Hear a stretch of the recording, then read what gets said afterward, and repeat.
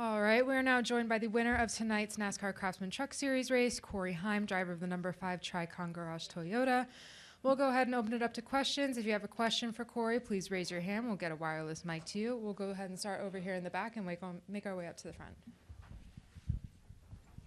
Hey, Corey. Chris Gallen with Above the Yellow Line Media. First of all, congratulations. I think the obvious question here is, did you think that dive into turn 4 in the last lap could stick when you made it? And at what point on the final lap did you realize that you really did have a shot to catch the 45?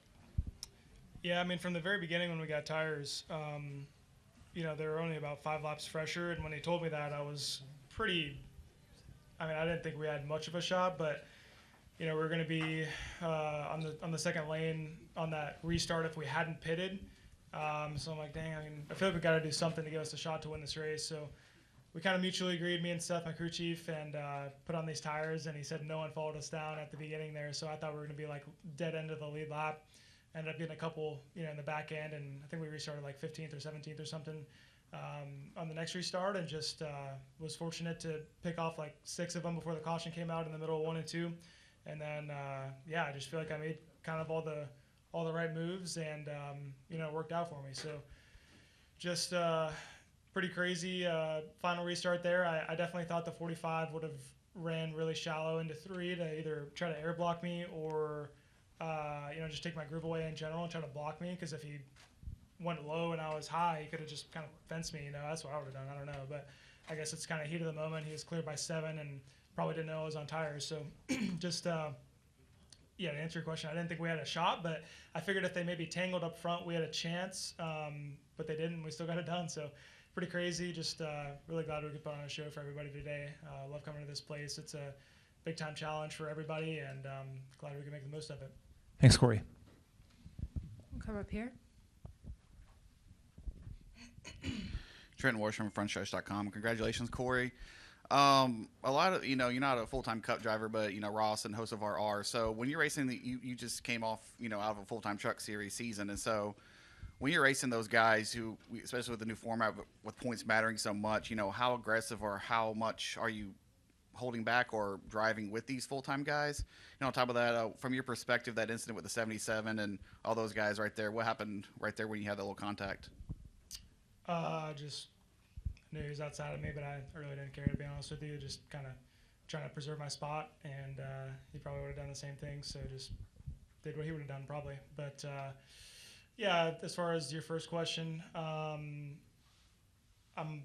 guess I don't feel like I'm holding anything back. I feel like it's definitely tough not being in the seat. I haven't raced since Atlanta, so kind of knocking the rust off early in practice compared to these guys that are maybe a little bit more in tune. I know we haven't really run a downforce track in a while, so it was probably equally as hard for everyone to acclimate back to downforce tracks, and had the pretty big rules change in the off season. So trying to find the sweet spot as far as how to drive that did make a bigger difference than I think anyone anticipated. So we're a little behind in practice, a little behind in the race, but feel like we tuned in the right direction. Just didn't really have the track position to show it at the end until we had a little bit fresher tires. So pretty fun day. Had a good time out here, and like I said, I always enjoy coming to Darlington. So glad we could go back to back here.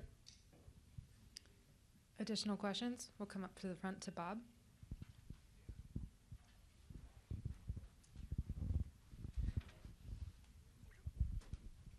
Bob Hockris, Fox Sports. After you gain about 6 spots in one turn, are you thinking, okay, I do have something to get from 9th to 1st? I think it's a lot easier based on my previous races here. I've had a situation like this in 2023 where we stayed out the first caution and then kind of had to do the same sort of scenario. I found it a lot easier to pass guys when we're all bundled up in the mid-pack, and then once you get up front, you kind of use up all your stuff to get there. But the fact that I was able to time the restarts really well, the first 2 starts, and get those spots really early into 1, and then kind of settle in after that was really big. So if I hadn't timed the restart right and gotten those 2 or 3 spots on the first lunge into 1 on those restarts, I probably would have had a much tougher chance. But I didn't think we were going to be able to win the race by any means. I was just trying to get a top 5 out of it, But as soon as I knew we were second, and obviously the leader was on older tires, I just kind of bombed it in there like I normally would on fresh tires on the bottom, and obviously he was up on the fence, and I just was able to take advantage of that. So pretty crazy. I didn't expect to win by any means, but of course, as a race car driver and a competitor, you're going to do everything you can, regardless if the odds are in your favor or not. You're just going to try your best. I know two very different tracks, but is anything correlate from your Phoenix kind of passing late in that overtime with this one? I mean, I think the mentality is the same. It's just, first of all, go where they're not, but also you have to, prioritize entry speed a lot. Anything you can do to bomb it off in the corner, get as much track position as possible early, and then just basically manage the best you can and pray that someone doesn't hit you or put it on your door and spin you out an exit. When you're desperate and you have to do everything you possibly can to win the race and the odds aren't in your favor, you have to make these desperate lunges, and they have to be calculated or else you're going to wreck yourself. I feel like that's where a lot of people go wrong. They make non-calculated moves with these circumstances, and that's what gets them wrecked. So obviously it's risky no matter what, but I think all my moves were pretty calculated, and I was able to kind of dismantle everyone's decision-making as far as where they chose to run lane-wise, especially Ross on the last corner. Like, he ran the top, so obviously I'm just going to go bottom and bomb it off in there and see what I can do. So just kind of experience is the main thing. Additional questions?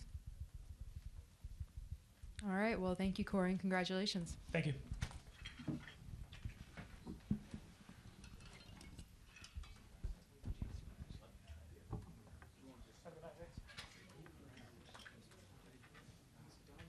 Sir, thank you.